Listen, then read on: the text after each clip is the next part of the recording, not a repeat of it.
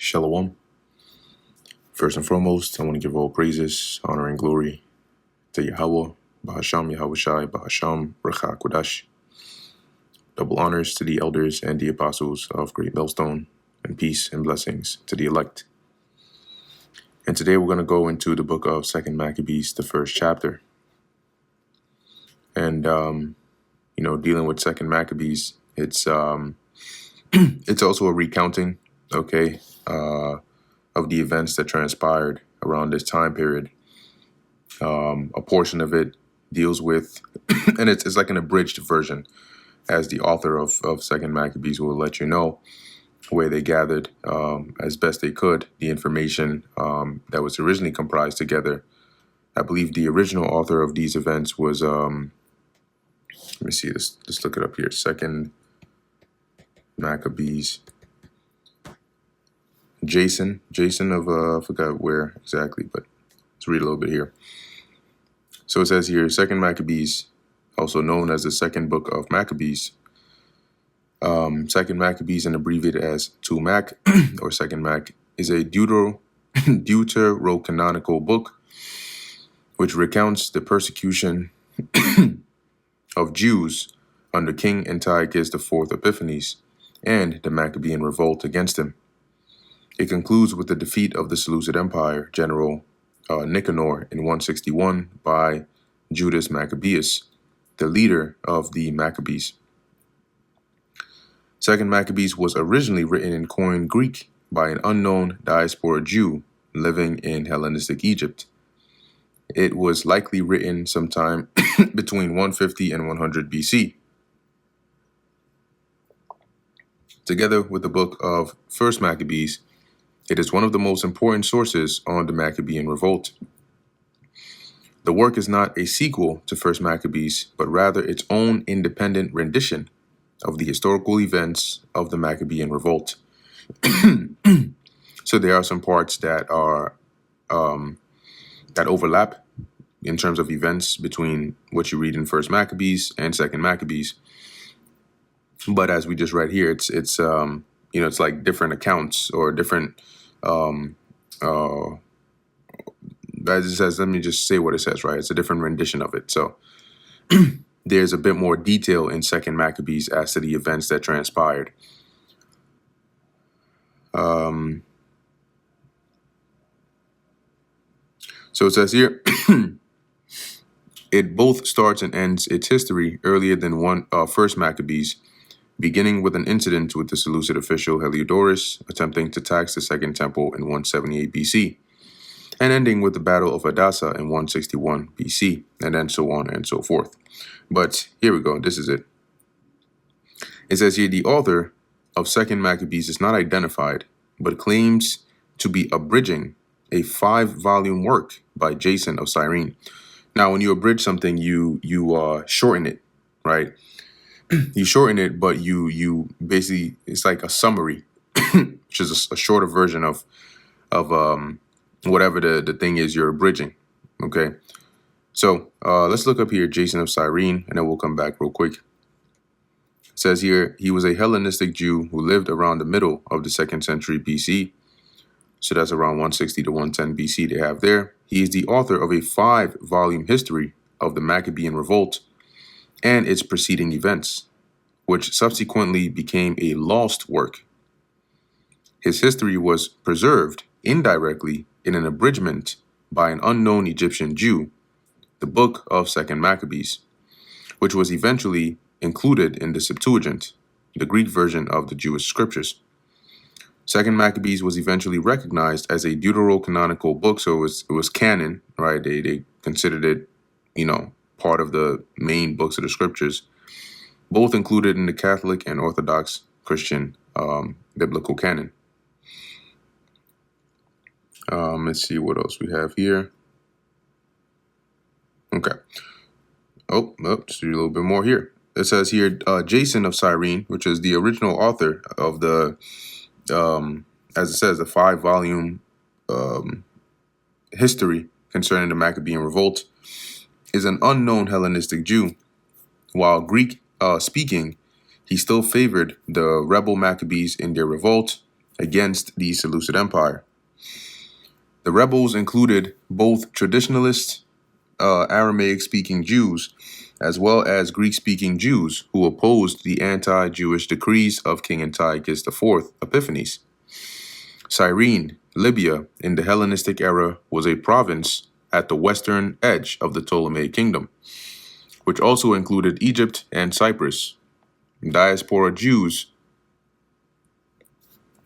had spread through Ptolemaic lands in this era, so him being from Cyrene is plausible.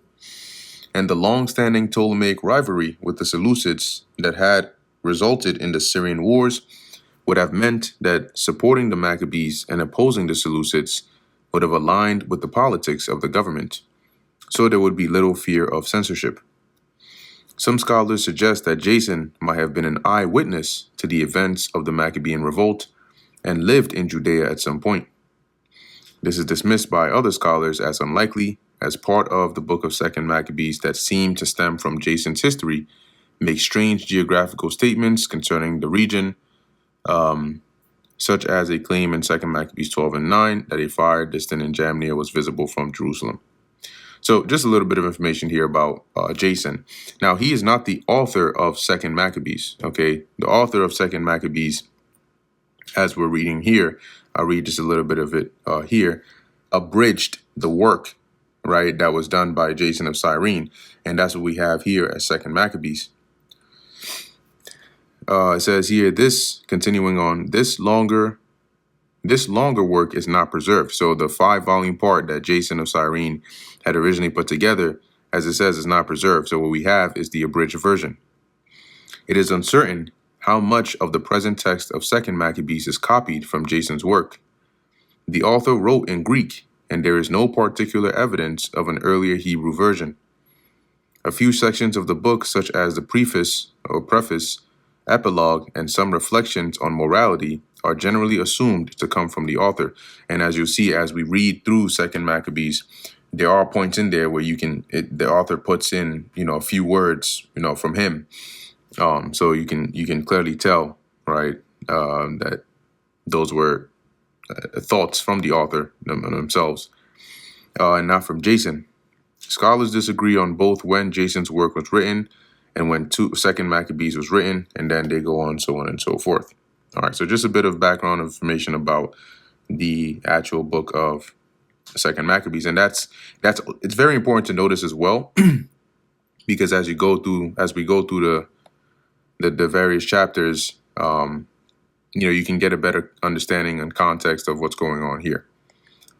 So this is 2nd Maccabees chapter 1, verse 1.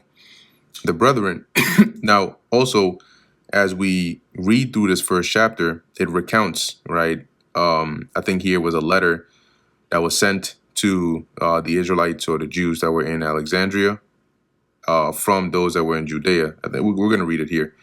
And it mentions a few things, right, about the events that took place and transpired. Now, when you read in this first chapter, in their letter, they mention, as we'll get down to it, about the death of Antiochus, right? So when we get there, we'll deal with it.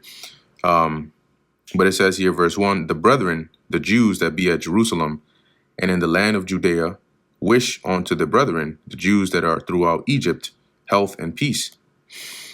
God be gracious unto you, and remember his covenant that he made with Abraham, Isaac, and Jacob, his faithful servants, and give you all an heart to serve him and to do his will with a good courage and a willing mind, and open your hearts in his law and commandments, and send you peace, and hear your prayers and be at one with you, and never forsake you in time of trouble. So they basically were wishing him well. And now we be here praying for you. What time as Demetrius reigned, and I believe this is Demetrius the first, Soter, in the 169th year, right? So that's the 169th year. We, the Jews, wrote unto you in the extremity of trouble that came upon us in those years, from the time that Jason and his company revolted from the Holy Land and kingdom, and burned the porch and shed innocent blood. Then we prayed unto the Lord, and were heard. We offered also sacrifices and fine flour, and lighted the lamps, and set forth the loaves. So these are Jews in Judea that are sending a letter to those in Egypt, right? The Jews over there, and basically telling them to recounting these certain things. And so the author of Second Maccabees put this letter here, or this writing, as part of their work. Okay, to give you a bit of context here, as to what was written, some piece of information that was sent between the Jews in Judea and Egypt. But when we get into the second chapter, going into the third, that's when the author themselves let you know, like, okay, going forth from here, this is our abridged version of the events that transpired. It says here, and now see that ye keep the Feast of Tabernacles in the month Caslu, in the 168th year, the people that were at Jerusalem and in Judea, and the council and Judas, sent greeting and health unto Aristobulus, King Ptolemaeus' master. The word master there doesn't mean that he was like his ruler, but more of his teacher, who was of the stock of the anointed priests. So he was a Levite. And to the Jews that were in Egypt. So you had Israelites or Jews that were in Egypt that were in prominent positions here, right? For example, this Aristobulus here. And so much as God hath delivered us from great perils, we thank him highly, as having been in battle against the king, which is the wars that we had against the Seleucids, mainly Antiochus. But there were others that came after, right? As we read in First Maccabees. For he cast them out that fought within the holy city. And when the leader was come into Persia, and the army with him that seemed invincible, they were slain in the temple of Nania by the deceit of Nania's priests. For Antiochus, as though he would marry her, came into the place, and his friends that were with him, to receive money in the name of a dowry. Now, Antiochus going into the east for money, okay, is consistent with what we read about in First Maccabees and also what we read about in secular history. So here, the Jews in Judea writing to those in Egypt, they're telling them, basically this is what happened when Antiochus went over there to the east and did so on and so forth, right? It says here, which when the priest of Nania had set forth, and he was entered with a small company into the compass of the temple. So basically those priests set a trap for him and his men. So when he came in there, they shut the temple as soon as Antiochus was come in. And opening a privy or privy door of the roof, they threw stones like thunderbolts and struck down the captain and hewed them in pieces, smote off their heads and cast them to those that were without. Blessed be our God in all things, who hath delivered up the ungodly. Now, dealing with Antiochus Epiphanes, this is not how he died, right? Because when you read in First Maccabees, it tells you that it said that he quote unquote fell sick, right, and that he committed everything to Philip, his friend. So when you look at it, yes, he did go over there. He did try to rob them, but not even more than likely, according to the secular history, he didn't die this way. But why is it that the Jews, when they wrote in their letter, they mentioned this? And when you do some research on it, the most likely, or one of the possibilities for them writing this was it was a rumor that they heard, right? Because they weren't actually there.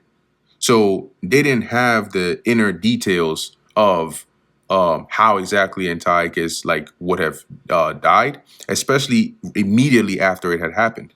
Because remember, this letter they're writing is from the time in which Antiochus had brought those calamities upon Israel, and then he died, right? So within that time, shortly after that, is when they were writing this to their, or at least they had this information that they had sent to the other Jews. So chances are there wasn't enough time that had passed for all the actual details of what actually happened here and there to come out. So they believed that, okay, when this is how Antiochus actually died, that's probably what the word was at the time. But as you'll see when we get into Second Maccabees, the 9th chapter, the author of Second Maccabees, who gathered all this information and sort of abridged it, gives us a actual, let's say, a more accurate account of how Antiochus died. Okay, because him having read this and also gathered the information that he could from his time would have had having come after a bit more time, after all these events, would have had more information to comprise, a more accurate story on how Antiochus died, which is why in Second Maccabees, the 9th chapter, the account of how Antiochus died is different than what we're reading of here, right? It goes into how the Lord plagued him, how he was on his way to harm the Jews, and the Lord plagued him, and he basically fell from his cart and so on and so forth. So that also lines up with First Maccabees, except in First Maccabees, it doesn't mention that. It said he fell ill, but it didn't go into details, right, as to how and what exactly happened to him, as Second Maccabees does. Okay, so just to mention that real quick, so that when you read Second Maccabees, the 1st chapter, you don't have this confusion in mind of, well, why is it saying Antiochus died in the temple, being slain by the priest of Nania, but then in the 9th chapter, it says that he died by the Lord striking him with a plague. Okay, so continuing on in verse 18, therefore, whereas we are now purposed to keep the purification of the temple upon the 25th day of the month Caslu, we thought it necessary to certify you thereof, that ye also might keep it as the Feast of Tabernacles, and of the fire which was given us when Nehemiah offered sacrifice, after that he had builded the temple and the altar. And that's going back to, the time of Nehemiah, after he had gone back to Jerusalem and rebuilt the walls and so on and so forth. And it's going to go into a bit more details about that fire.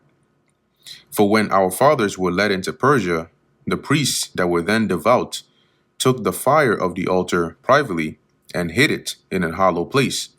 Because remember, our offerings and sacrifices, going back to the law, were to be made of the fire, right? The fire that was lit. Okay, that special fire, the Lord said it should continually burn. It was supposed to burn continually, and we would keep that fire going. And that's the fire that would be burning on the altar as we offered our offerings. Okay, so we wouldn't use strange fire like two of Aaron's sons did when they got slain. So here, these priests, in effort to preserve that fire from the altar, as it says, they took the fire of the altar privately and hid it in a hollow place of a pit without water. So, some like cave or some area where there is no water to put it out, where they kept it sure, so that the place was unknown to all men. So they made sure it was secret. Nobody knew where it was, so they can to go and mess with it. And they preserved the fire for as long as they could. Now, after many years, when it pleased God, Nehemiah, being sent from the king of Persia, did send of the posterity of those priests that had hid it to the fire. But when they told us, they found no fire but thick water, right? So he went and found the descendants of those priests that hid the fire, because they would have known where it was. But when they went there, they didn't find, as it says, fire, but water, as it says, thick water. Then commanded he them to draw it up and bring it up. And when the sacrifices were laid on, Nehemiah commended the priests to sprinkle the wood and the things laid thereupon with the water. So that water, which likely was, from where the fire was, but the fire wasn't there anymore, had been put out. So the water they found there in its place, he commanded them to sprinkle upon the wood of the altar. Now, when this was done, and the time came that the sun shone, which was hid in the cloud, there was a great fire kindled, so that every man marveled. So pretty much the Lord lit it up, right? Here it is. They're they're like, yeah, damn, man, we can't we don't have the fire of the altar, and then boom, the Lord lights it up. Where we at? Verse 23, and the priest made a prayer whilst the sacrifice was consuming. I say both the priests and all the rest, Jonathan beginning, and the rest answering thereunto, as Nehemiah did. And the prayer was after this manner: O Lord, Lord God, creator of all things, who art fearful and strong, and righteous and merciful, and the only and gracious King, the only giver of all things, the only just, almighty, and everlasting, thou that deliverest Israel from all trouble, and didst choose the fathers and sanctify them. Receive the sacrifice of thy whole people Israel, and preserve thine own portion, and sanctify it. Gather those together that were scattered from us. Deliver them that serve among the heathen. Look upon them that are despised and abhorred, and let the heathen know that thou art our God. Punish them that oppress us, and with pride do us wrong. Plant thy people again in thy holy place, as Moses hath spoken. And the priests sung psalms of thanksgiving. Now when the sacrifice was consumed, Nehemiah commanded the water that was left to be poured on the great stones used for the altar. When this was done, there was a flame kindled, but it was consumed by the light that shined from the altar. So when this matter was known, it was told the king of Persia that in the place where the priests that were led away had hid the fire, there appeared water, and that Nehemiah had purified the sacrifices therewith. So basically, as it says, they sprinkled the water upon the stones, and then, as it says, there was a fire that was kindled there. Okay, but as it says, the light, it was consumed by the light that shined from the altar. So the fire, or the brightness of the fire that was burning on the altar, overshadowed the next fire that was kindled.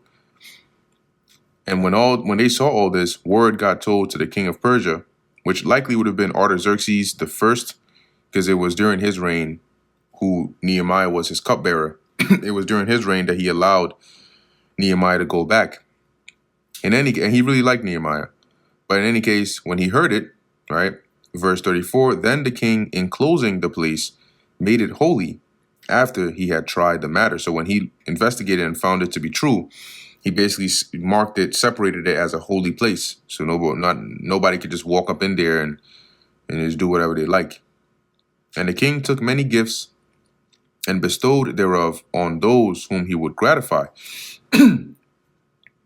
And Nehemiah called this thing Naphthar, which is as much as to say a cleansing, but many men call it Nephi or Nephi. And that brings us to the end of the book of 2 Maccabees, the first chapter. Lord willing, that was edifying to the elect. In closing, I want to give all praises, honor, and glory to Yahweh, Bahasham Yahushai, Bahasham Recha Kodash. Until next time, Shalom.